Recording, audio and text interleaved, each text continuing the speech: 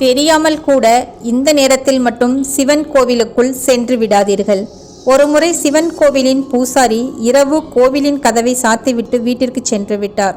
பின் அந்த பூசாரி அடுத்த நாள் விடியற்காலையில் நேரமாக அங்கு வந்து எந்த சத்தமும் இல்லாமல் கோவிலின் கதவை திறந்து உள்ளே சென்றார். அங்கு சிவலிங்கத்தின் அருகில் இருந்த பெரிய நாகம் பூசாரியின் கால்களை சுற்றி கொண்டது. பூசாரி செய்வதறியாமல் பதட்டத்தில் சிவநாமத்தை கூறினார். பின் அந்த நாகம் பூசாரியை விடுவித்தது. உடனே பூசாரி வேகமாக வெளியே சென்று நின்று நாகத்தை வணங்கினார். நாகம் சிவலிங்கத்தின் பின்னால் சென்றது. பூசாரி மனதை தைரியப்படுத்தி கொண்டு உள்ளே சென்று பார்த்தார். ஆனால் அந்த நாகம் அங்கு இல்லை. அப்போதுதான் அந்த பூசாரி உணர்ந்தார், நாகத்தின் வடிவிலிருந்தது சிவபெருமான் என்று. அதனால்தான் சிவன் கோவிலின் கதவை திறக்கும்போது சங்குகள் ஊதி மத்தளம் வாசித்து மந்திரங்களை கூறிய பின் 3 முறை கதவை தட்டிய பின் தான் கதவை திறப்பார்கள்.